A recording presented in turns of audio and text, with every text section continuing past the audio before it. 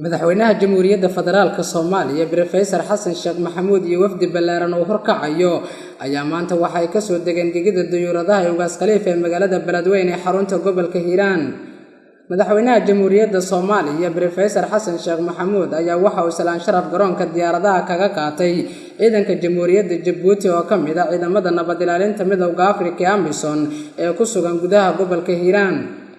madaxweynaha jamhuuriyadda Soomaaliya Xasan Sheekh Maxamuud ayaa safarkiisa waxa ku weeliyay in ka badan 6 xildhibaan oo ka soo jeeday intooda badan gobolka Hiiraan.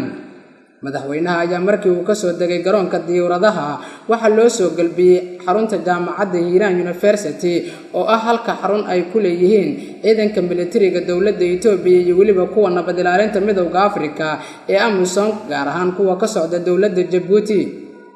madaxweyne Xasan Sheekh Maxamuud ayaa intuusan kulamada la qaadan odayaasha iyo waxgaradka degmada Beledweyne waxa uu la hadlay wariyaasha isagoona ka warbixiyay ujeedada safarkiisa waxaana ku sheegay ujeedka safarkiisa inuu ku qotomay 2 qodob oo ay ka mid ahaayeen inuu dhibaatada la qaybsado shacabka barakacayaasha ee ku barakacay gudaha magaalada Beledweyne ee ay barakacisay fatahaada webiga iyo waliba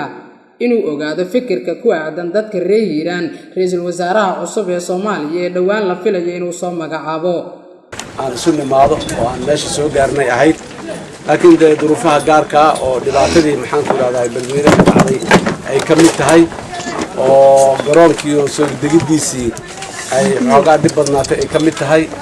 iyo arrimo logistic la xiriiro ayaa dib u dhacaas ku yimiday. laakiin mar walba maxaa ahay qalbigeena iyo maxaan ku raadayay adigu idin la jiray dhibaatada iyo mashaakilka gaaray dadka fatahaada ay keentayna aad iyo aad ayaan uga xunnahay. waan soo aragnay waan la soo tashanay haddana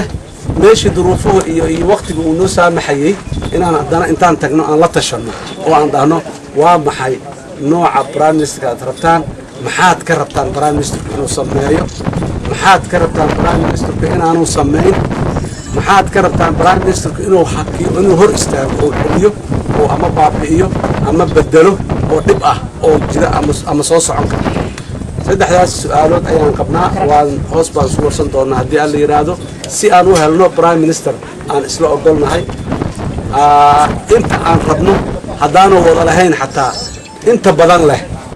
madaxweyne Xasan Sheekh Maxamuud ayaa dadka reer Hiiraan ugu baaqay inay iswalaashadaan waxa uu sheegay haddii ay heshiin waayaan dadka reer Hiiraan in laga xukumi doono magaalada Muqdisho ee caasimadda Soomaaliya balse waxa uu sheegay haddii ay heshiiyaan in dhaxdooda maamul ay ku midaysan yihiin ay soo dooran doonaan.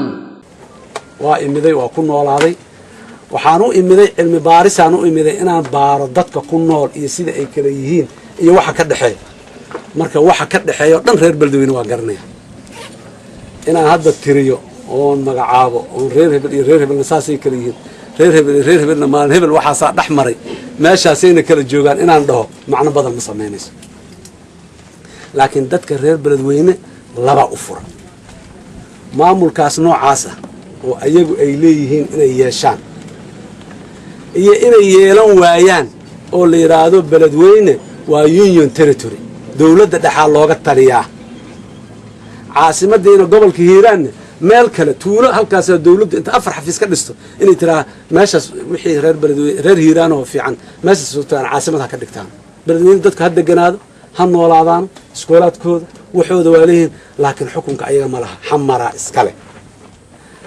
waa maxaan gaar u noqonay oo dadka kale oo wanaagsan aan uga gaar noqonay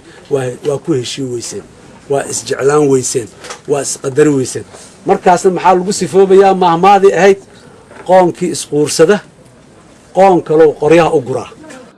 si kastaba ha ahaatee waa safarkii ugu horeeyay ee madaxweynaha jamhuuriyadda federaalka Soomaaliya Professor Xasan Sheekh Maxamuud uu ku yimaado magaalada Muqdisho ee caasimadda Soomaaliya tan iyo markii loo doortay madaxweyne